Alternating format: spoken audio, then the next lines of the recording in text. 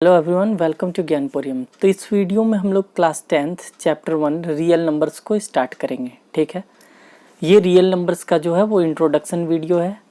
तो हम लोग जो है वो ये जो चैप्टर है उस चैप्टर को हम लोग न्यू सिलेबस के अकॉर्डिंग पढ़ेंगे। ठीक है, आप सभी को पता है कि बहुत सारा एक्सरसाइज जो है वो सीबीएसई के द्वारा जो है वो डिलीट कर दिया गया है। तो हम लोग वो डिलीटेड एक्सरसाइज को यहाँ पे नहीं पढ़ने वाले हैं। और जो एनसीईआरटी की न्यू बुक्स है मार्केट में अभी जो आ गई है, तो उसमें भी जो है वो ऑलरेडी जो एक्सरसाइज जो है वो डिलीटेड है, तो वो एक्सरसाइज को जो है उस बुक में हटा दिया गया है। ठीक है, तो हम लोग न्यू बुक के अकॉर्डिंग जो है वो सारा चैप्टर को जो है वो एक एक करके पढ़ेंगे। ठीक है, तो अगर आपके पास ओल्ड बुक है तो आपको पता होगा कि एक्सरसाइज 1.1 में जो है वो बेसिक वो जो है मेनली वो यूक्लिड्स डिवीजन एल्गोरिदम पर बेस्ड चैप्टर था। ठीक है, तो उस एक्सरसाइज था, तो उस एक्सरसाइज को जो है वो डिलीट कर दिया गया है। तो हम लोग डायरेक्ट जो है एक्सरसाइज 1.2 पढ़ेंगे। ठीक है, और न्यू बुक के अकॉर्डिंग अगर हम लोग देखें तो वो जो है वो एक्सरसाइज 1.1 है। ठीक है, तो हम लोग जो है इसमें एक्सरसाइज 1.1 का जो न्यू बुक के अकॉर्डिंग एक्सरसाइज 1.1 और ओल्ड बुक के अकॉर्डिंग एक्सरसाइज 1.2, तो ये जो है हम लोग यहाँ पे इसका इंट्रोडक्शन पढ़ेंगे पहले। ठीक है, तो हम लोगों का चैप्टर पहले देख लेते हैं। चैप्टर का नाम है हम लोगों का real numbers.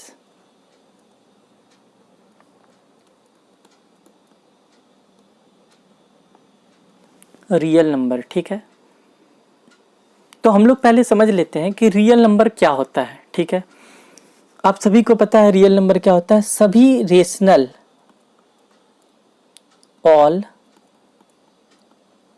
Rational and irrational numbers,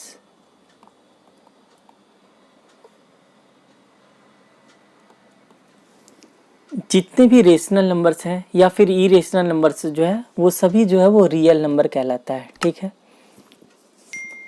तो रियल नंबर का डेफिनेशन यही हो गया, all rational and irrational numbers are called real number. ठीक है, अब हम लोग आते हैं यहाँ पे, हम लोग जो है एक थ्योरम है फंडामेंटल थ्योरम ऑफ अर्थमेटिक, इसको हम लोग जो है वो पढ़ेंगे।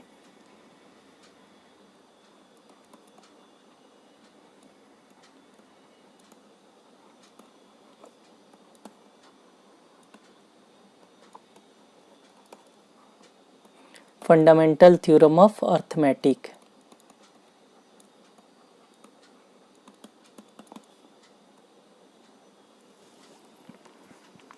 ठीक है, तो हम लोग पहले समझ लेते हैं कि आखिर फंडामेंटल थ्योरम ऑफ अर्थमेटिक है क्या। ठीक है, देखिए, तो every composite number can be expressed as a product of primes and this factorization is unique apart from the other in which the prime factors occur. ठीक है, तो फंडामेंटल थ्योरम ऑफ अर्थमेटिक जो है वो है every composite number can be expressed as a product of primes and this factorization is unique apart from the order in which the prime factors occur. ठीक है, तो हम लोग इस थ्योरम को पहले समझ लेते हैं। ठीक है, तो इस थ्योरम को समझने से पहले यहाँ पे एक टर्म आया है composite number.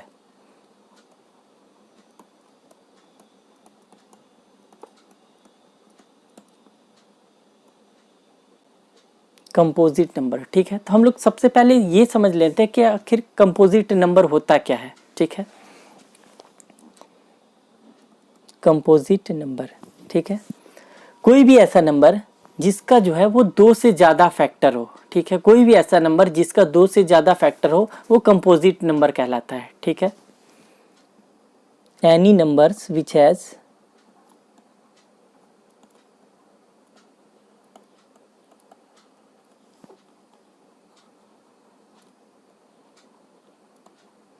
more than two factors, more than two factors। ठीक है, तो कोई भी ऐसा नंबर जिसका दो से ज़्यादा फैक्टर हो, दो नहीं दो से ज़्यादा फैक्टर हो, वो कंपोजिट नंबर कहलाता है। ठीक है, अब इसको हम लोग एग्जाम्पल से समझते हैं। जैसे सपोज दैट फोर जो है वो एक कंपोजिट नंबर है। ठीक है, अब कैसे, 4 का फैक्टर अगर हम लोग फाइंड करते हैं तो 4 1 के भी टेबल में आएगा, 2 के भी टेबल में आएगा और 4 के भी टेबल में आएगा, ठीक है। तो यहाँ पे इसका जो है 4 का जो है वो 3 फैक्टर यहाँ पे दिख रहा है, एक 1, एक 2 और एक 4। तो ये जो है 4 जो है ये कंपोजिट नंबर है, ठीक है। अब सपोज दैट हम लोग 12 लेते हैं, ठीक है। तो 12 1 के भी टेबल में आता है, 2 के टेबल में आता है, 3 के टेबल में आता है, 4 के टेबल में आता है, 6 के टेबल में आता है और फिर 12 के भी टेबल में आता है, ठीक है। तो यहाँ पे भी देख रहे हैं हम लोग 12 का कौन कौन सा फैक्टर है, 1 2 3 4 6 12। यहाँ पे टोटल कितना फैक्टर हो रहा है, 1 2 3 4 5 6, 6 फैक्टर हो रहा है। मीन्स यहाँ पे भी 12 का भी जो फैक्टर है वो मोर देन 2 है, मीन्स 12 भी जो है वो एक कंपोजिट नंबर है, ठीक है। तो कोई भी ऐसा नंबर जिसका 2 से ज़्यादा फैक्टर हो वो कंपोजिट नंबर कहलाता है, ठीक है। अब यहाँ पे कंपोजिट नंबर आया है तो एक और नंबर हम लोग देख लेते हैं, प्राइम नंबर।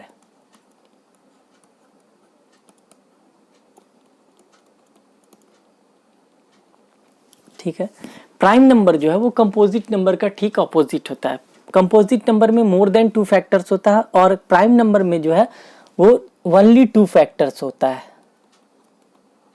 कोई भी ऐसा नंबर जिसका केवल 2 ही फैक्टर हो, ओनली 2 फैक्टर्स, और वो 2 फैक्टर्स कौन कौन सा होगा, एक तो 1 होगा एंड दूसरा वो नंबर खुद and the number itself.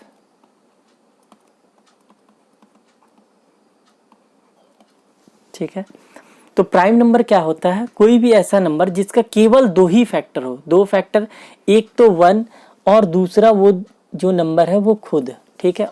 Other जो है वो किसी भी नंबर से डिविजिबल नहीं होना चाहिए। अब हम लोग इसको एग्जाम्पल से समझते हैं, ठीक है।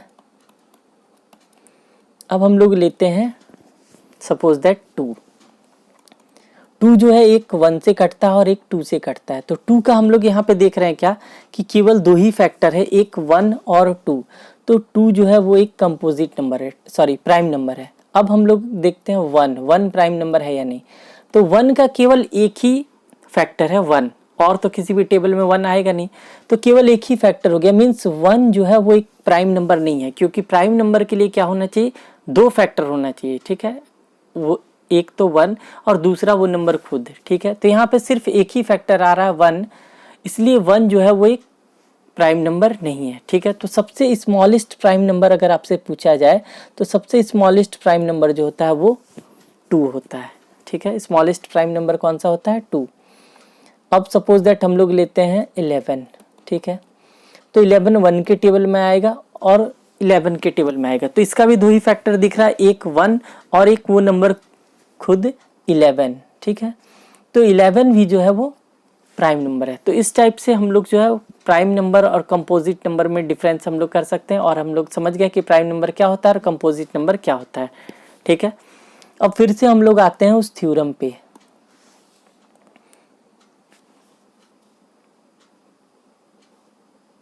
फिर से हम लोग आते हैं इस थ्योरम पे, फंडामेंटल थ्योरम ऑफ अर्थमेटिक, ठीक है। ये थ्योरम 1.1 है, न्यू बुक में जो है ये थ्योरम 1.1 है, और अगर आप के पास ओल्ड बुक है तो वो थ्योरम 1.2 होगा, ठीक है। तो थ्योरम 1.1 जो है वो फंडामेंटल थ्योरम ऑफ अर्थमेटिक है। तो यहाँ पे क्या बोला था कि every composite number can be expressed as a product of primes and this factorization is unique, ठीक है। कोई भी कंपोजिट नंबर हम लोग ले लेते हैं, ठीक है। अगर सपोज दैट 4 ही हम लोग लेते हैं, तो सारे कंपोजिट नंबर को जो है हम लोग प्रोडक्ट ऑफ प्राइम्स जो है इस फॉर्म में लिख सकते हैं, ठीक है। अब जैसे 4 का अगर हम लोग फैक्टराइजेशन करें तो 2 × 2 आ रहा है, ठीक है। तो 4 को जो है हम लोग प्रोडक्ट ऑफ प्राइम नंबर्स के फॉर्म में हम लोग लिख दिए, ठीक है। अब अगर सपोज दैट हम लोग लेते हैं 20 भी एक कंपोजिट नंबर है, तो 20 का हम लोग फैक्टराइजेशन करते हैं, ये 2 के टेबल में 10 टाइम्स में, 2 के टेबल में 5 टाइम्स में, ठीक है। तो 2 × 2 × 5, तो यहाँ पे 20 का जो है 20 को as a product of primes हम लोग क्या लिख सकते हैं, 2 × 2 × 5, ठीक है। तो और ये जो फैक्टराइजेशन है यहाँ पे, ये जो हम लोग कर रहे हैं 20 को 2 × 2 × 5 के फॉर्म में लिख रहे हैं, ये हम लोग क्या कर रहे हैं, फैक्टराइजेशन कर रहे हैं, ठीक है। फैक्टराइजेशन क्या होता है कि सपोज दैट ये जो नंबर है इसको हम लोग प्रोडक्ट के रूप में लिखते हैं, प्रोडक्ट ऑफ प्राइम्स के रूप में लिखते हैं, ठीक है। प्रोडक्ट ऑफ प्राइम नंबर्स के रूप में हम लोग लिख देते हैं, ठीक है। यहाँ पे ये सब जो इसका फैक्टर है, जैसे 2 है 5 है, ठीक है, तो इसके प्रोडक्ट के रूप में हम लोग लिख दिए, तो यही फैक्टराइजेशन कहलाता है, ठीक है। अब यहाँ पे ये जो आगे थ्योरम में बोला था, and this factorization is unique. अब ये जो फैक्टराइजेशन है, जैसे हम लोग 20 को 2 × 2 × 5 लिखे, ये जो फैक्टराइजेशन है वो यूनिक है, ठीक है। यूनिक मीन्स अगर कोई भी थर्ड पर्सन भी अगर जो है अगर 20 का प्राइम फैक्टर निकालता है, ठीक है, 20 को फैक्टराइज करता है, उसको प्रोडक्ट ऑफ प्राइम्स के रूप में अगर लिखेगा, तो कोई भी जो है इसे 2 × 2 × 5 ही लिखेगा, ठीक है। तो ये इसका जो प्रोडक्ट ऑफ प्राइम्स होता है, फैक्टराइजेशन होता है, वो बिल्कुल यूनिक होता है, ठीक है। 4 को हर कोई 2 × 2 ही लिखेगा, अगर 6 है तो सभी लोग इसे जो है 2 × 3 लिखेंगे, तो इसका प्रोडक्ट ऑफ प्राइम्स जो है वो यूनिक होता है, फैक्टराइजेशन यूनिक होता है, apart from the order in which the prime factors occur, ठीक है। अब देखिए, अब यहाँ पे ऑर्डर, ये जो प्राइम फैक्टर्स है 3 हो गया 2 हो गया, इसका ऑर्डर जो है वो कोई मायने नहीं रखता। ऑर्डर जो है वो कुछ भी हो सकता है, ऑर्डर कुछ भी हो। जैसे अगर हम लोग 6 को जो है वो 2 × 3, या फिर हम लोग 6 को 3 × 2 भी लिख सकते हैं, ठीक है। तो भी देखिए यहाँ पे 2 एक फैक्टर था, 2 आ रहा है, यहाँ पे 3 एक फैक्टर था, 3 ही आ रहा है, ठीक है।